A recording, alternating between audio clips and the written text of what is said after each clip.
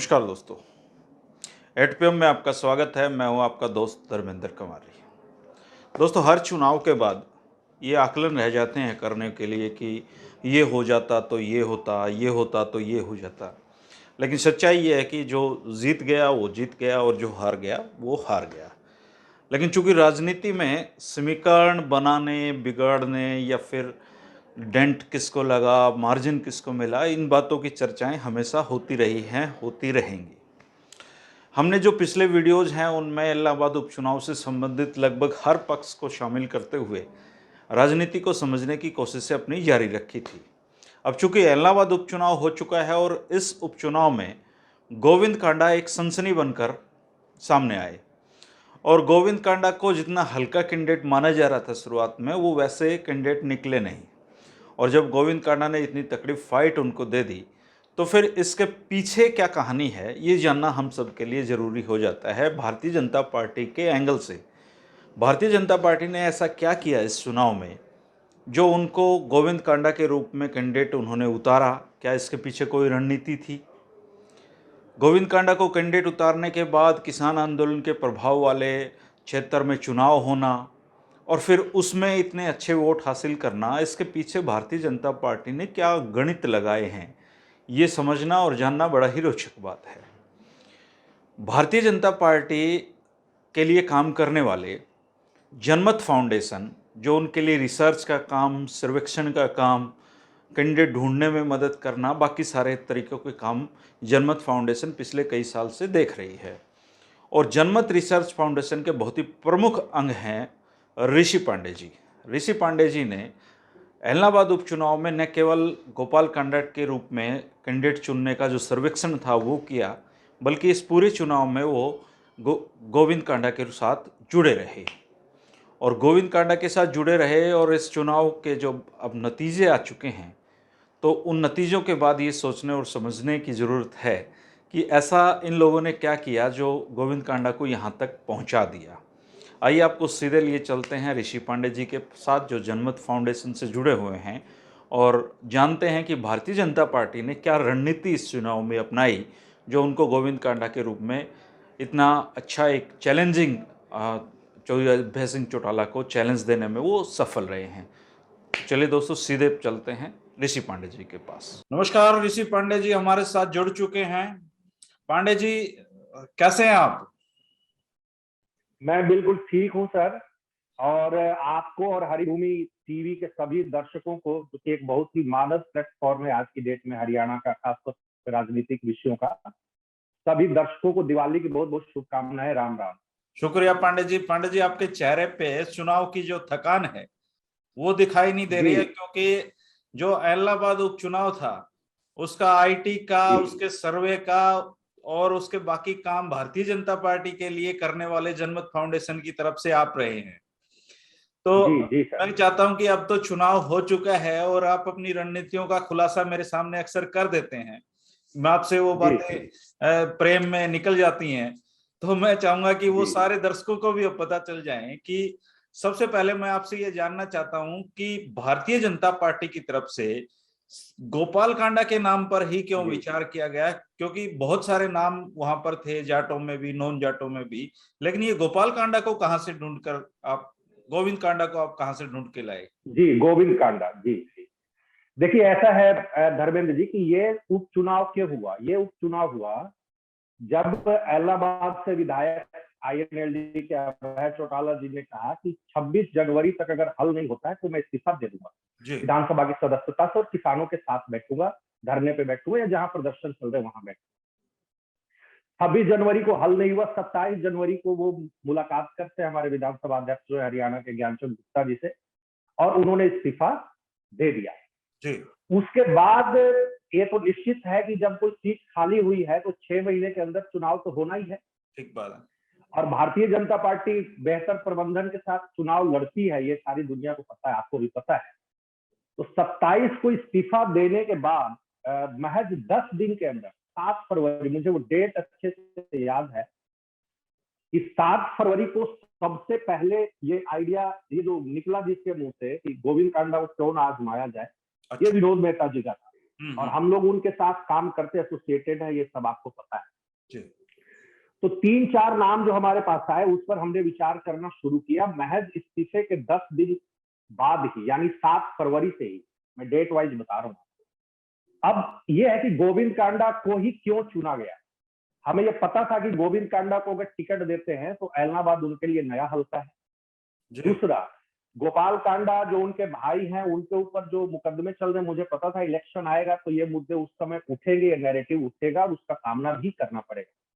इन तमाम चीजों को विचार में रखते हुए हुआ ये कि हमारे पास ये पूरी सूचना थी कि पवन बेनीवाल जो 2014 और 2019 में 2 बार भारतीय जनता पार्टी के टिकट पे चुनाव लड़े थे, वो कांग्रेस के संपर्क में हैं और उनकी किन किन से क्या क्या मीटिंग्स हुई है उसकी पूरी सूचना हम लोगों के पास थी।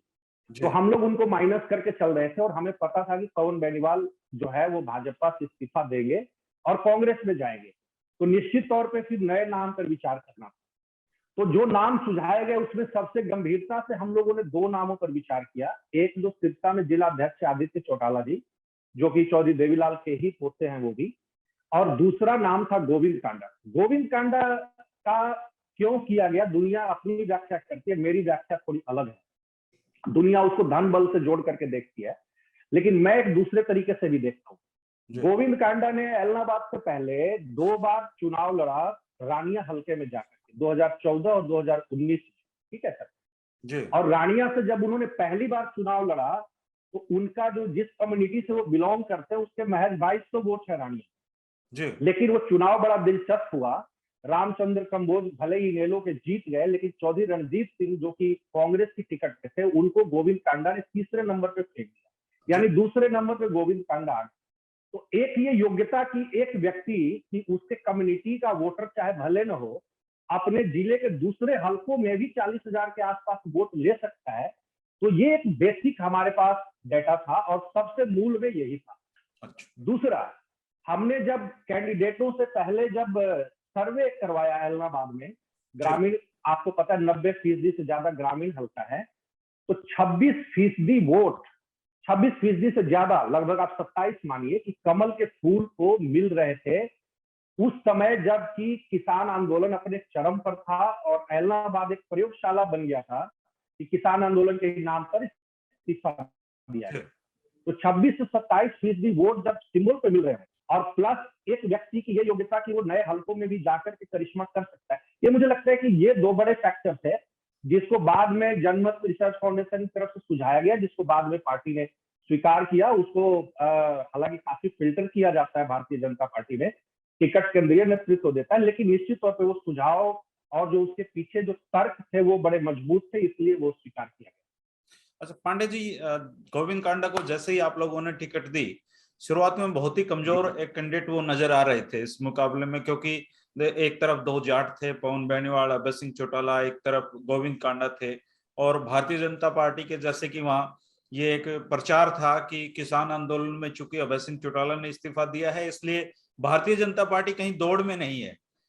लेकिन अगर आप वोटिंग के पैटर्न को देखें कि अगर 18,000 वोट भाजपा ने लिए हैं तो इसका मतलब वहां पे जाट नॉन जाट का तो कोई फैक्टर ही नहीं था। देखिए सर, बिल्कुल न जाट नॉन जाट का ये चुनाव था और जो पूर्व रणनीतिकार थे उनके दिमाग में भी ये बात नहीं जी। मैं आपको बताऊं, इसलिए क्योंकि मेरे लिए और विनोद मेहता जी दोनों के लिए सिरसा गृह जिला है। मैं एक एक गांव के एक एक घर से वाकिफ हूँ, एक एक पंचायतों से वाकिफ हूँ, एक एक सरपंचों से वाकिफ हूँ, और इसलिए निश्चित तौर पे वो हमारी बातों पे ज्यादा भरोसा भी कर रहे थे। अब आप एक चीज देखो कि भारतीय जनता पार्टी की तरफ से ओम प्रकाश धनखड़ जी ने आगे पहले रैली की, सुभाष बराला जी को उपचुनाव का प्रभारी बनाया गया, तो निश्चित तौर पर ये जाट कौन जाट नहीं था। असल में चुनाव ये था कि ये चुनाव था अभय सिंह प्रो और अभय सिंह एंटी, यानी कि जिसको आप बड़ी सरल भाषा में कह सकते हैं प्रो अभय और एंटी बिल्लू, यानी प्रो बिल्लू एंटी बिल्लू। तो उस पर यह चुनाव था और निश्चित तौर पे जो मतदाता किसी भी सूरत में अभय चौटाला को वोट नहीं देना चाहता था, वो चाहे किसी भी जाति से हो, उसमें जाट और सिख कम्युनिटी के भी लोग थे, उसमें मजहबी सिख भी थे, कंबोज भी थे, और तमाम जातियों को, उन जातियों के लोग थे जिनका पार्टिसिपेशन किसान आंदोलन में हाईएस्ट है, वो भी अभय चौटाला को जो वोट नहीं देना चाह रहे थे उसके लिए वे कोई मजबूत विकल्प चुन रहे थे। जी। और मजबूत विकल्प की तरफ देख रहे थे। और जैसे ही उन्हें लगा कि गोविंद कांडा ही दरअसल में जो है वो कॉम्पिटिटर है या अभय चौटाला के सामने मजबूती से खड़ा है, उसी का परिणाम हुआ कि पवन बेनीवाल की यहाँ जो है वो जमानत जब्त होती है। एक बात। और दूसरी महत्वपूर्ण बात मैं आपको बताऊं कि जो ये किसान आंदोलन का जो नैरेटिव दिमाग में बिठा के लोग चल रहे थे, जो अभय चौटाला जी की टीम थी, उसकी मैं तुलना करूंगा कि शुरू में वो इतने ज्यादा वो लोग अति आत्मविश्वास से लबरेज थे कि शुरुआती एक हफ्ते तो उन्होंने उस चुनाव को वैसे ही लिया जैसे खरगोश और कछुए की कहानी हम लोगों ने बचपन में पढ़ी है। हाँ तो हाँ। कछुआ अपनी चाल से चलता जा रहा था और धीरे धीरे चुनाव को भारतीय जनता पार्टी अचीव कर रही थी। तो ये एक बड़ा बड़ा पॉइंट रहा है। उन्होंने जो जो जो मैं ऑब्जर्व कर रहा था, उस लिहाज से वो लोग चुनाव में सही मायने में बहुत देर से जागे। हालांकि बहुत मैनेजमेंट से चुनाव लड़ा उन्होंने भी मैन टू मैन मार्किंग की है क्योंकि उनके लिए भी प्रतिष्ठा का सवाल था।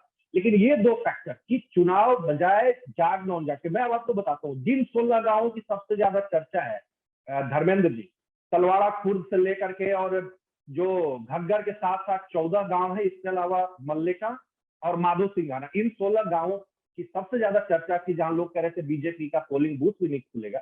वहां के आप बूथ वाइज भी मैं नतीजे आपको बताऊंगा, तो कमाल दूंगा तो आप कमाल के हैरान हो नतीजे जाएंगे। दिए हैं भारतीय जनता पार्टी के लिए तो।